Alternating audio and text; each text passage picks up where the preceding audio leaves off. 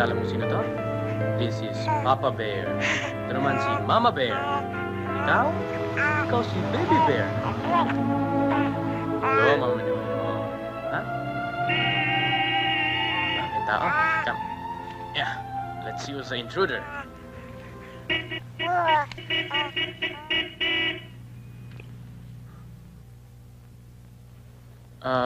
Love? Pwede pakihawak muna si Baby? May kakausapin lang ako.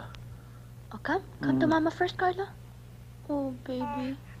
Bye, Papa. Papa, bye. Bye. Ano bang drama mo? Nakipagkita ka lang sa buwis mong asawa, hindi mo na ako sinipot.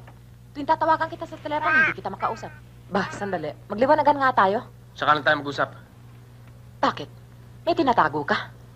Para mo akong kinahihiya kung kaninong Poncio Pilato, ah. Nandiyan ang aking anak. Bumibisita. At ang ina ang may dala, ganun ba? Siya na bang mas mahalaga? Pagkatapos ng lahat ng hirap ko sa'yo, hindi ako papayag dito. Iharap mo sa akin ang babaeng yan at... Binabalaan kita, Glasilda.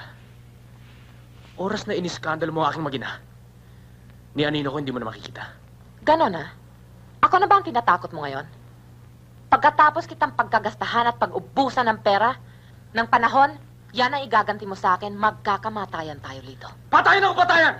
Ayokong sirahin mo ang oras ko para sa anak ko. Gagamitin mo pang sangkalan yung bata. Eh, alam ko naman talagang yung nanay ang habol mo. Pagdating ng tamang oras, pupunta kita at mag-uusap tayo! Pagbabayaran mo ito, Lito. Lalo na yung asawa mong yan. Hindi ko siya titigilan.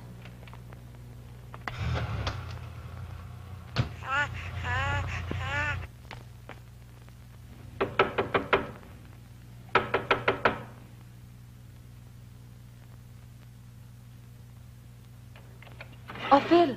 Nakalaya ka na? Talagang dadalaw kami pagkadating namin. Kaya lang medyo nagka-problema kami sa unaccompanied luggage, eh. Tumakas ka, no? Kailan pa? Kagabi. Si Eric. Si Marco. Mga duwag sila eh. Bayaan mo sila mabulok doon. Basta ako, hindi ako matatahimik sa loob. Hanggang ako makaganti kay Mirna.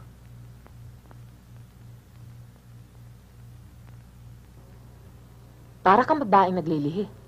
At si Mirna ang pinaglilihian mo. O... baka naman... talagang hindi ka matatahimik hanggat hindi mo siya nakukuha. Kasama na rin yun.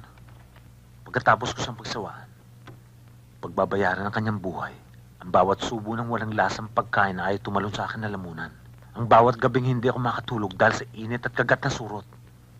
Ang bawat bubog na inabot ko sa mga gusto maghari-harian sa loob. Ganun ba?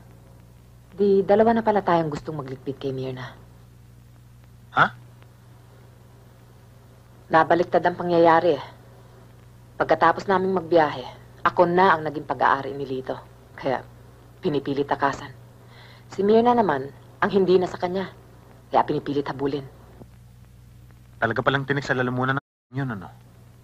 Sabihin mo sa akin kung anong kailangan mo, bibigyan kita kahit magkano. Maligpit lang yan, lintik na babaeng yan. Excuse me. Hello? Hold on, please. Mom, Yes? you have a telephone call. See Mr. Salazar ho. Ah, sige, thank you. Sa loob ko na lang kukunin.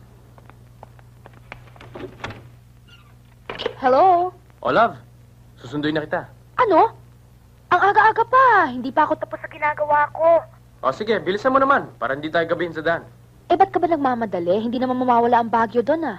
Eh, excited na ako eh. Marami akong plans pagdating sa Baguio. Grabe talaga ito. Oh, sige na nga, halika na nga dito. O, sige. Be ready in 15 minutes. Doon ka na sa labas. Mahirap ang parking eh. Yes, sir. O, sige na, bye-bye na. Okay. Love you. I love you too. O, sige. Bye-bye. Good afternoon, ma'am. Good afternoon.